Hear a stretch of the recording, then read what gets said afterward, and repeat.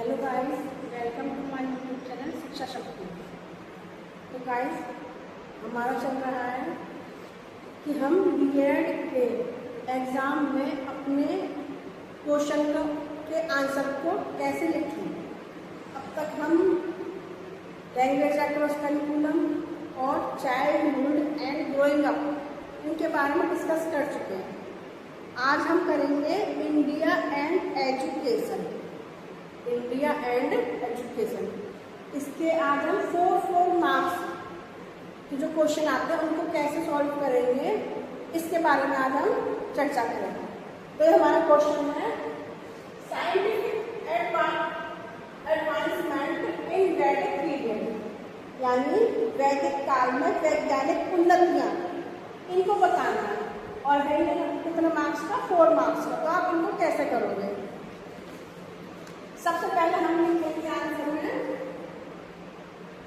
Introduction.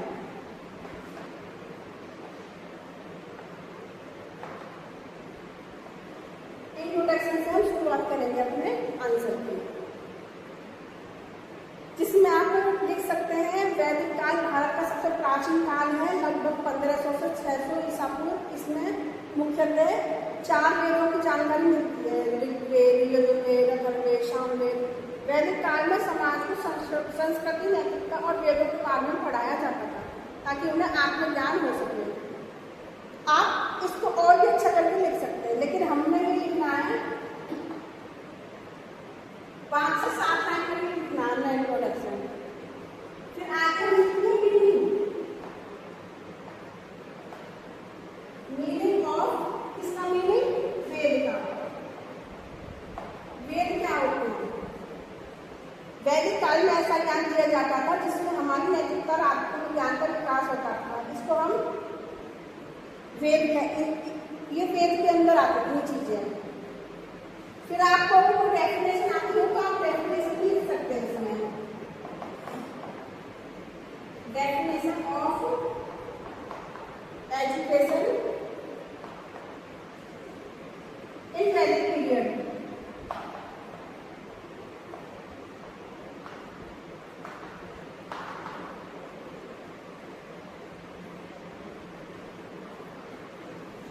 आप कोशिश करना ये अपनी जो हेडिंग्स है वो ब्लैक पेन से लिखते हैं।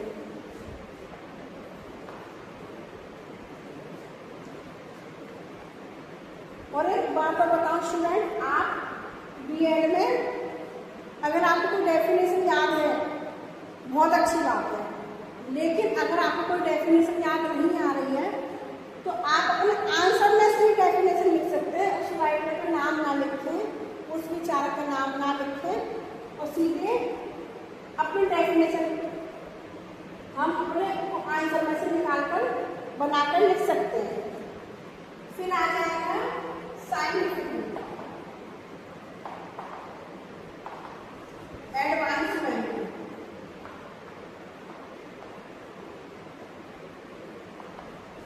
इन वैदिक पीरियड।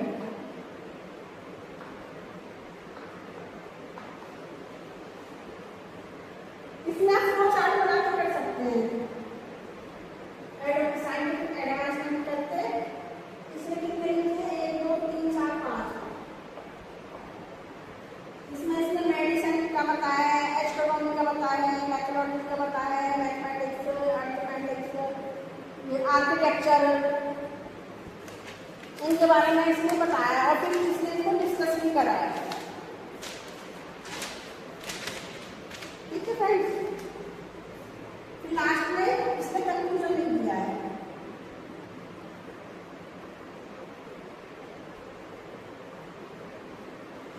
कंक्लूजन लिखकर इसने फिर अपने आंसर को फिनिश कर दिया है। इस तरह से इसने 1 स्टैंडिंग पेज और 1 हाफ पेज, यानी कि टोटल 3 पेज का इसने आंसर लिखा है। हमारा नेक्स्ट क्वेश्चन है right A short note on अर्थशास्त्र ऑफ कौटिल्य। कौटिल्य के अर्थशास्त्र पर एक संक्षिप्त नोट लिखिए। तो आप इसको कैसे सॉल्व करेंगे? सबसे पहले आप लिखेंगे इंट्रोडक्शन।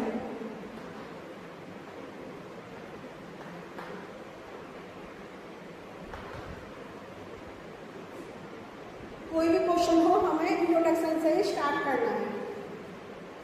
नेक्स्ट हम लिखेंगे मीनिंग ऑफ अर्थशास्त्र।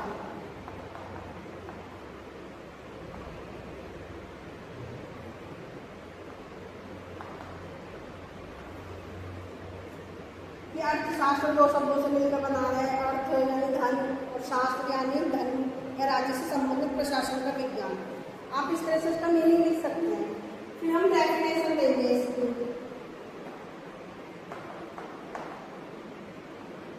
जो भी आपको डेफिनेशन याद हो, एक या दो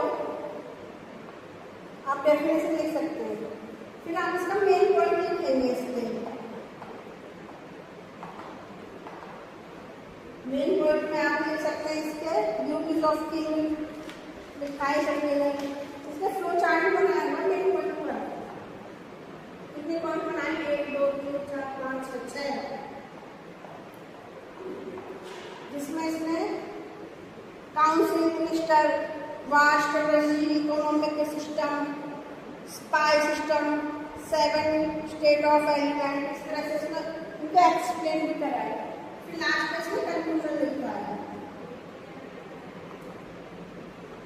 कंक्लूजन लिख के इसको हमने आंसर को फिनिश कर दिया है। नेक्स्ट हम चलते हैं अपने दूसरे क्वेश्चन की तरफ।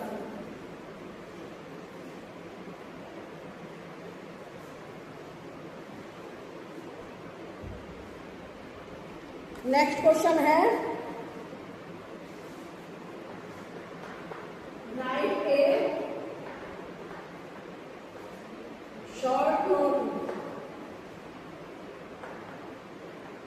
On charter act of 1813। इसको शॉर्ट नोट में लिखना है कि 1813 के चार्टर अधिनियम पर एक संक्षिप्त टिप्पणी लिखनी है। तो इसको कैसे शुरुआत करा है? इसमें सबसे पहले इसने इंट्रोडक्शन दिया है।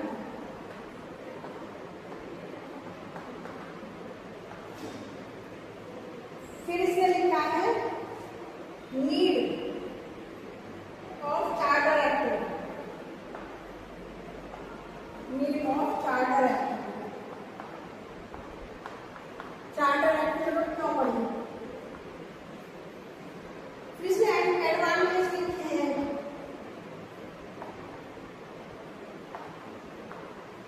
एडवांटेज ऑफ चार्टर एक्ट, जिसमें इसने फ्लो चार्ट बनाकर हुए अपने आंसर को एक्सप्लेन कराया है। इसलिए कितने एडवांटेज बताए हैं? एकाधिकार का अंत, मुक्त व्यापार, राष्ट्रीय स्तर पर एकता, शिक्षा का प्रगति, भारत बाजार का विस्तार, इस तरह से उसने इनको एक्सप्लेन करा। लास्ट में लिखा इसका conclusion.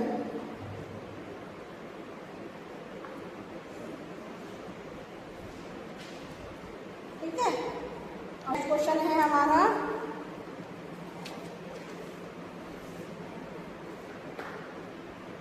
What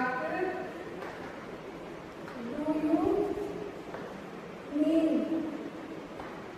bye filtration?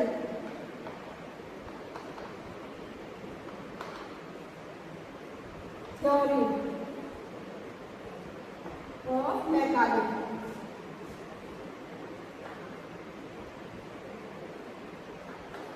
Mechanical निष्कलन सिद्धांत से आप क्या समझते हैं? तो इसमें इसने आंसर की स्टार्ट करके इसने इंट्रोडक्शन दी।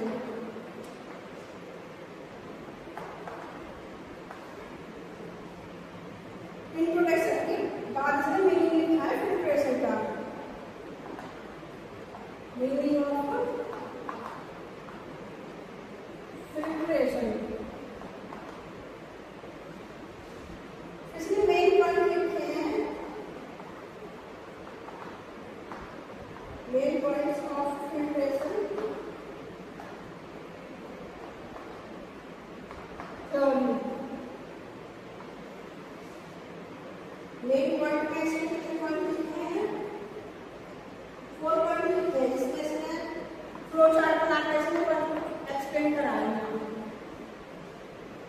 अंग्रेजी भाषा का ज्ञान, उच्च स्तर पर शिक्षा, सीमित संसाधनों का उपयोग, पश्चिमी ज्ञान को बढ़ावा। फिर इसमें इसकी की वैल्यू है demerits of federation theory।